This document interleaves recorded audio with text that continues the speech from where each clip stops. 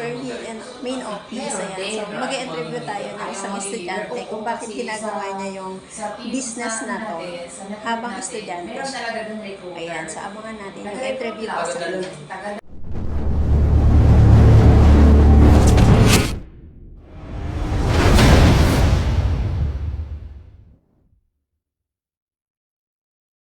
Estudyante na ginagawa niya yung business na to habang estudyante siya. Sir, interview lang, yung pangalan mo, tapos ano bang nagustuhan mo sa business natin? Bakit mo siya ginagawa habang nag-aaral ka? So, okay po, Michael Matthew po, team member. So, syempre si Ma'am Danitz at saka si Ma'am po, friend ko rin po sa Synergy.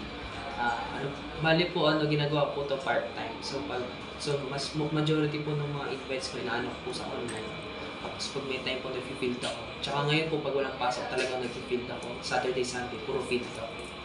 Paano siya nakakatulong sa'yo, sir? Kasi po bago po tayo mag-coach lahat po ng mga tumama po dito sa negosyo natin. Kaya na-realize ko, meron po silang harap. Sir, message naman para sa mga estudyante na naghahanap din ng extra income habang nag-aaral sila.